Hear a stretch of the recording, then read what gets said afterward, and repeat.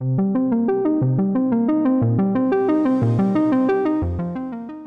¿qué tal? Muy buenas tardes tengan todos ustedes. Les damos la más cordial bienvenida a esta serie de conversatorios que organizamos entre el Centro de Investigaciones Biológicas del Noroeste y el Consejo Sudcaliforniano de Ciencia y Tecnología. Y dejo entonces, les cedo la palabra a nuestra querida amiga Cintia Castro para que conduzca este conversatorio. Sean todos bienvenidos. Decíamos tras bambalinas que para el 2050 la cifra de habitantes de 60 años podría elevarse al 20%. Y hay mucho que aprenderle al proceso del envejecimiento. Primero, para comprenderlo. Segundo, para amortiguar, atenuar algunas de las posibles causas que precipitan esa edad, o más bien, más allá de la edad, ese proceso de envejecer. Doctora, es justamente el punto de vista biológico. El envejecimiento es la consecuencia de la acumulación de una variedad de daños, desgastes moleculares, celulares. ¿Qué es en términos biológicos, doctora, la vejez? Tienes razón, Cintia. Vamos a llegar a qué es el envejecimiento, pero primero vamos a empezar porque ya dijiste dos palabras que son claves para la conversación que vamos a tener esta tarde. La primera es la vejez y la segunda es el envejecimiento. Son palabras, son conceptos que están muy relacionados entre sí, pero son un poquito diferentes. En términos biológicos, los dos son cuestiones completamente naturales, que son normales y son propias de todos los seres vivos. Incluso es parte de la definición de un ser vivo, ¿no? El término vejez se refiere al estadio, a la etapa de la vida que ocurre después de la madurez. Generalmente es la última etapa de la vida y se asocia precisamente, como decías, a procesos degenerativos que pueden ser pérdida de la vista, pérdida del oído, incluso pérdida de la memoria. El segundo término es el envejecimiento. Y esto se refiere al proceso de hacerte viejo. Otra vez, es un proceso perfectamente natural que se caracteriza por una serie de cambios que van ocurriendo a lo largo del tiempo, tanto en la estructura como en la función de nuestras moléculas, nuestras células, nuestros órganos, y por lo tanto se manifiestan como un desgaste o una degeneración generalizada en el organismo, en el cuerpo. El envejecimiento por sí mismo, a diferencia de lo que pueden pensar algunos de la gente que nos está escuchando, no es una enfermedad ni es consecuencia de una enfermedad. Otra vez, es un proceso perfectamente natural, que como bien lo dijiste hace rato, es un desgaste que se va manifestando como fallas en la función de los órganos, de los tejidos, como el hígado, los riñones, el cerebro incluso, ¿no? Y todo esto puede tarde o temprano asociarse a enfermedades, pero no necesariamente. Conocemos mucha gente en la tercera edad que están mucho mejor que nosotros, los no tan viejitos, y que afortunadamente han podido lograr una vejez, un proceso de envejecimiento en los mejores términos. Y en biología, básicamente, el envejecimiento, esto de hacernos viejos, empieza desde que nacemos y termina cuando morimos. Muchísimas gracias. No, ya con esta entrada, doctora, pues nos pone usted a pensar y empiezan a brincar las preguntas que seguramente le van a llegar. Voy ahora a llamar la comparecencia en este conversatorio del doctor, que además, doctor Lomas es geriatra, y ya de entrada la profesión nos llama la atención. Uno lo asocia con también un periodo de tiempo a lo mejor y una consecuencia más lejana, ¿no? A lo mejor no. Vamos a ver. ¿Por qué, doctor, habría que consultar a un geriatra y a partir más o menos de qué edad para ir tomando nota? Muchas gracias, muchas gracias. Sí, qué interesante. Parecieran términos pues de alguna manera muy actuales, el decir vamos con un geriatra o vamos a ver un geriatra.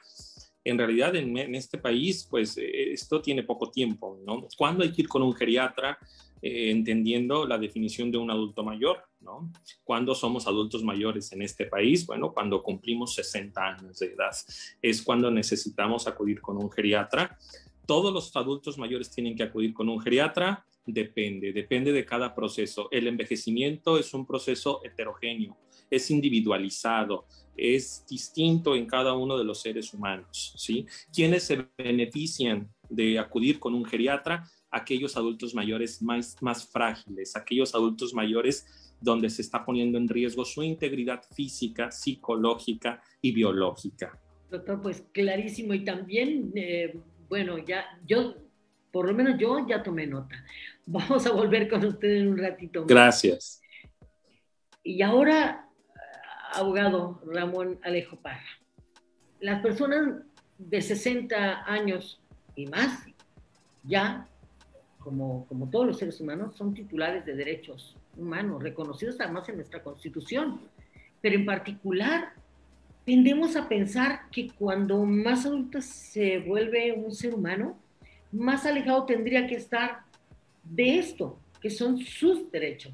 Y pareciera que es fácil arrebatárselos, invisibilizarlos o coaccionar para que cesen. Platíquenos, ¿la vejez es una condición particular en términos de derecho y cuestiones legales, licenciado? Mira, primeramente, nuevamente agradezco, un tema bastante interesante. Pocas veces o muy pocas veces se toca este tema tan importante y que es de manera natural de todos en nuestras vidas, o con nuestros padres, nuestros abuelos, nuestros amigos, nuestros tíos. Y es una etapa que afortunadamente quisiéramos todos llegar a trascender a esa etapa que viene siendo la vejez, la etapa ya donde aparentemente tienes una realización o has pasado por varias etapas de la vida. Y lo que más quisiéramos, lo más deseable, te lo digo, es que ese respeto, además de ser un respeto y una obligación legal, fuera una obligación moral. Hay muchas personas mayores en estado de abandono por las propias familias, por los propios hijos, el abandono tanto físico como abandono en condiciones de salud y alimentación. Y si bien es cierto, la ley prevé esa obligación, pero hay que ejercerla. Y desafortunadamente, como padres, como abuelos, nunca vamos a ir en contra de la voluntad o la decisión de nuestros hijos, ni vamos a implorar amor, cariño, ni cuidado, ¿no? Y sí, hay acuerdos y derechos internacionales, la propia Comisión Nacional de Derechos Humanos así lo establece, la Constitución, esa obligación que tienen los hijos, los descendientes, los nietos, de cuidar a los viejos, de darle el cuidado cuando lo necesiten. Pero creo que ha sido una tarea también de nuestros congresos federales y locales el no llegar a cubrir normativamente esa etapa, y también de ciertas instituciones de protectoras de los derechos de la familia. Se van más por la mujer, los menores, la familia, y los derechos de los ancianos, pues se los dejamos a un asilo siempre, ¿no? Siempre volteamos a ver los asilos, los vemos de manera a la par de llegar a la senectud o de llegar a ser un anciano, ¿no? Cuando tendríamos que empezar a normar de una manera más clara y darle más información, y sobre todo generar una más vocación de amor y de servicio y de acercamiento con nuestros familiares, que obligaciones legales que tengan que ir ejecutadas de una manera coerciva, obligando a pensiones, obligando a cuidados. Y sí, que está normado legalmente, pero yo creo que es más un tema de moral, de formación, de vida, de obligaciones, de agradecimiento con nuestros viejos, que es un tema legal, ¿no? Un tema muy importante. En mi primera intervención lo dejo hasta ahí, y pues nuevamente muchas gracias por la atención. Gracias, abogado. No se preocupe, vamos a volver y con varias preguntas también con y contra usted, para que sea el quien nos lo regrese. Doctora Centeno, ahora, sin duda, cada día estamos escuchando más que hay un impacto externo que tiene que ver con nuestro desempeño físico, celular, es decir, ¿hay algo que altera ese proceso de envejecimiento, doctora? ¿Cómo se da? ¿Hay algunos factores? Como bien dijo el doctor Lomas, el envejecimiento es un proceso multifactorial y heterogéneo. Esto quiere decir que el envejecimiento ocurre muchas cosas a la vez y es muy diferente para cada individuo. Y eso es lo que ha hecho que el estudio del envejecimiento sea muy complicado y los avances sean muy lentos. A partir de todos estos estudios que se han hecho en el mundo acerca de por qué envejecemos, hace muchos años, en 1956, el doctor Harman presenta una de muchas hipótesis que hay acerca de por qué envejecemos y cuáles son los factores que intervienen en el envejecimiento. Esta es la hipótesis del envejecimiento por estrés oxidativo. Y resulta que nuestro cuerpo, entre muchas otras, hay dos familias de moléculas. Por un lado, las especies reactivas y por el otro lado, los antioxidantes. Las especies reactivas son moléculas que son muy reactivas, como lo dice su nombre, y van a interactuar con todo lo que les pongas enfrente. Proteínas, lípidos, carbohidratos, material genético, no distinguen. Y además, en esa interacción pueden dañar o alterar la estructura y la función de esas proteínas, de ese material genético. Estas especies reactivas se producen de manera natural en nuestras células como parte de la respiración celular y también tienen funciones muy importantes como el sistema de protección contra microorganismos y también ayudan a la comunicación, a la señalización entre células. Pero la producción de estas especies puede acelerarse o aumentar por causas externas, como por ejemplo la presencia de microorganismos. Ahorita con el coronavirus, las especies reactivas se producen para defender a nuestras células. El problema es que si tenemos demasiadas especies reactivas, pueden dañar a nuestro propio cuerpo. Y precisamente por eso existe la otra familia, los antioxidantes, que es una familia también muy grande de moléculas que ayudan una de dos, a que no se produzcan las especies reactivas o una vez que ya están producidas, que no hagan tanto daño en nuestro cuerpo, que esas especies reactivas puedan interactuar con los antioxidantes en vez de con las cosas que, con los componentes de nuestras células. Antioxidantes también, nuestro propio cuerpo sintetiza, fabrica estos antioxidantes, pero también hay algunos antioxidantes que necesitamos ingerir en la dieta, muy específicamente las vitaminas.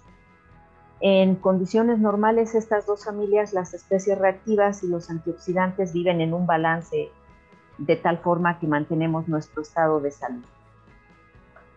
Pero cuando no tenemos suficientes antioxidantes, cuando hay procesos de malnutrición o cuando estamos expuestos, por ejemplo, a luz ultravioleta o a contaminantes, a procesos de otro tipo de estrés, también se pueden generar demasiadas especies reactivas, se rompe ese equilibrio entre las especies reactivas y los antioxidantes y entonces hay daño a nuestras células.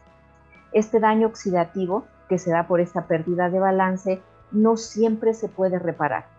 Hay algunos lípidos, algunas proteínas que sí, incluso el material genético, el ADN, que sí se puede reparar, pero dependiendo en qué parte de la molécula, en qué tiempo de la vida de la célula se den estos daños por exceso de producción de especies reactivas, ese daño puede ser irreversible.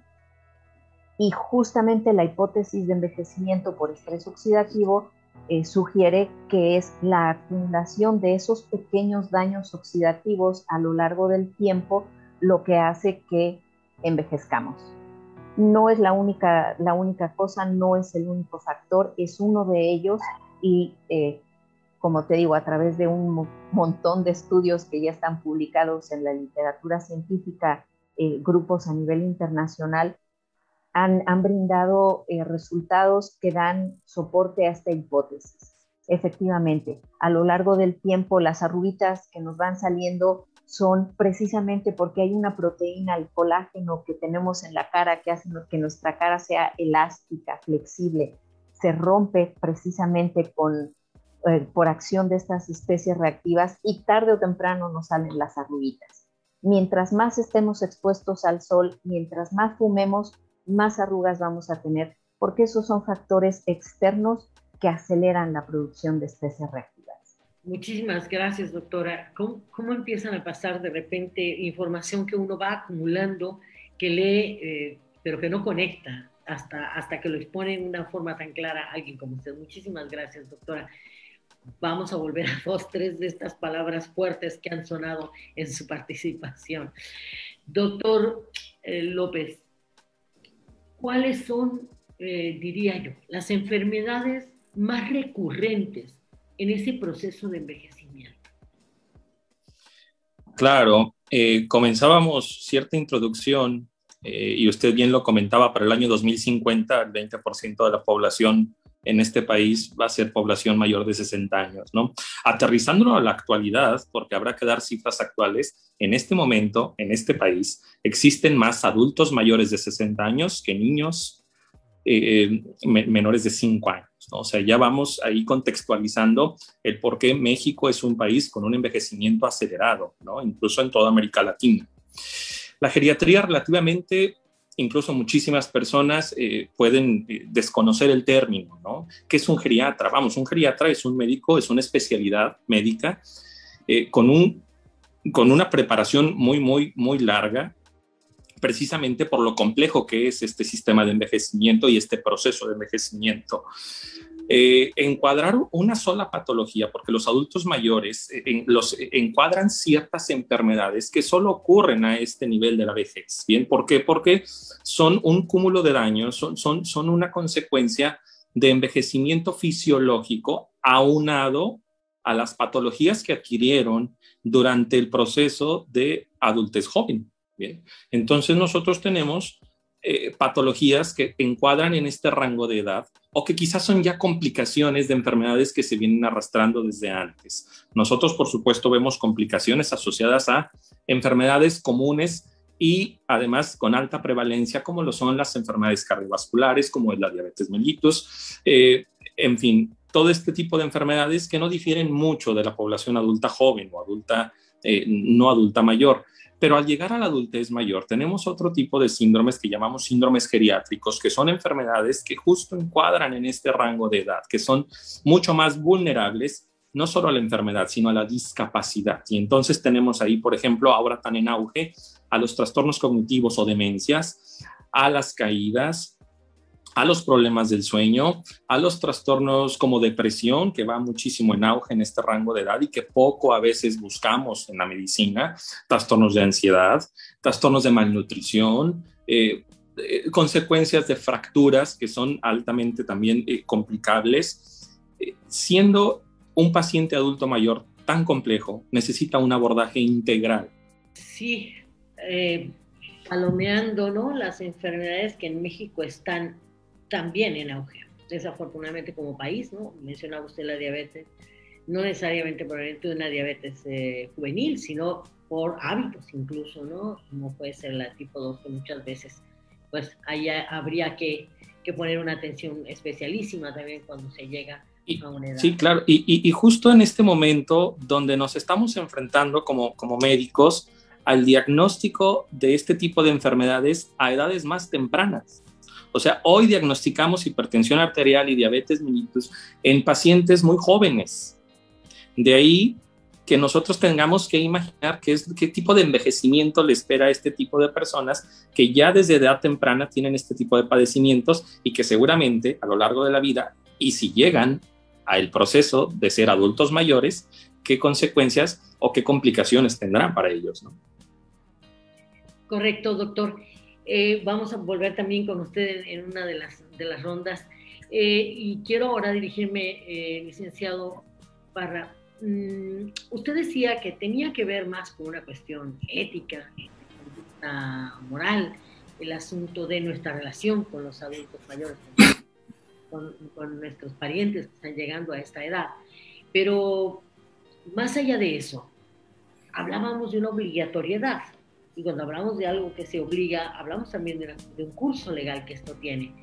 Puede decirnos cómo proteger, y va más difícil la pregunta, abogado, ¿cómo se protege un ser humano que está llegando a esta edad en términos legales para acudir a ella con esto que llaman también las organizaciones internacionales como la ONU, esta dignidad, ¿no?, en la vejez? Bueno, mira, como sugerencia, bien lo dices, hay que autoprotegerse, ¿no? Autoprotegerse teniendo en regla nuestra documentación, teniendo en regla nuestra documentación de propiedades, de pensiones, de todo lo que tengamos pendiente, ¿no?, para poder tener una vejez digna. Las determinaciones que toma cada quien a veces son muy sentimentales. Mi sugerencia es no donar inmuebles a nadie, a heredarlos mejor. ¿Por qué? Porque si no hay suficientes bienes, ¿para qué donar? Llega el momento de la vejez donde no hay de dónde tomar, dónde hacer mano, y ahí impera la ingratitud, impera el olvido y no impera el agradecimiento muchas veces de las personas que beneficiamos en un acto de amor por una donación. El testamento, pues, es un documento muy conocido por muchos, que viene siendo algo que ya viene después del momento de la vejez. Sin embargo, es una manera, lo digo por experiencia, de darle tranquilidad a las personas de lo que va a pasar con nuestros bienes cuando ya lleguemos al momento de nuestro fallecimiento, y les da cierta tranquilidad. También por ahí yo estoy analizando, a partir de la invitación que me hicieron ustedes, analicé varias legislaciones, entre ellas nuestra legislación de Baja California Sur, y no tenemos un marco legal que nos permita a nosotros tener una ley de voluntad anticipada. ¿Qué viene siendo esto? Viene siendo la comparecencia de cualquier persona de cualquier edad, porque los tiempos actuales ahorita de esta enfermedad, y no hay que llegar a la vejez para que nos den enfermedades que antes eran para los viejitos. El doctor aquí no me va a dejar mentir, y la doctora. Son muy comunes ciertas enfermedades ahora a cierta edad: los infartos, derrames cerebrales, problemas renales, problemas de diabetes, problemas muy graves que son parte de lo que bien comentas tú, ¿no? Esa disminución que va a haber en nuestro país en los próximos años, de que van a ser o vamos a ser menos los que vamos a llegar a la vejez, precisamente porque se nos están adelantando las enfermedades, están llegando enfermedades nuevas, pandemias que están afectando a toda una sociedad. Pero estamos hablando de la vejez. Imagínate ahorita, yo estoy en plenitud de facultades, platicando aquí, hago mi vida normal, ejerzo mi trabajo, que yo llegara a tener un derrame cerebral, donde por mis condiciones no pudiera hablar, no pudiera decidir si me operan o me hacen transfusión o me tienen que trasladar. Y aunque sea mi esposa, posiblemente no esté en condiciones de tomar la mejor decisión por esa sordera también que le va a causar a ella el daño colateral de mi enfermedad. Y si tuviéramos un instrumento que sirviera para que un tercero, mi papá, mi hermano, mi compadre, un amigo, se hiciera responsable de esas decisiones, incluso hasta decir hasta dónde yo estaría dispuesto a soportar un tratamiento y hasta dónde no. Yo no quiero, por ejemplo, que dijera yo no quiero que me den quimioterapias, pero no puedo expresarlo. Y si yo expreso todo eso en términos médicos, de cuidado, de decir, yo quiero que me dejen en el asilo de ancianos, o yo quiero que me dejes en la recámara de la planta baja de mi casa, viendo hacia el jardín, incluso determinaciones desde el punto de vista médico, pero también crea la figura desde el punto de vista jurídico. ¿Por qué? Porque si yo tengo un apoderado, y yo como apoderante no cuento con las facultades para tomar decisiones, pero mi apoderado sí tiene facultades, pero quien otorgó el poder, en ese momento mis facultades no están al 100%, ahí también pudiera nombrar un tutor, para que en términos legales, durante el tiempo que dure mi enfermedad o mi incapacidad, mi falta de habla, mi falta de oído, tal vez no pueda sostener un lápiz para firmar, una pluma, o no pueda decidir por el encierro de una cama, por los medicamentos, por los tratamientos, por las reacciones, existieran esas figuras jurídicas, y me he puesto a analizar varias legislaciones del mundo y de nuestro país, donde ya tenemos legislaciones de avanzada, que en un término humanista, como le llaman su exposición de motivos, se han puesto a pensar en esa parte, en ese segmento de la vida, de lo que son los viejos o son los enfermos, las personas con enfermedades terminales que no las podemos tener ahorita o detectadas o todavía en nuestro organismo, pero pensando en ese futuro sería algo muy importante empezar a verlo. Por ahí estoy arrastrando el lápiz, me pareció, lo repito, muy interesante este tema, un tema de estudio, de análisis, y voy a hacer una presentación de una iniciativa ciudadana con algunas propuestas de reforma para que en el marco jurídico de nuestro estado, este Congreso que venga, pues analice la posibilidad de incluirlas, analizarlas, revisarlas, ampliarlas.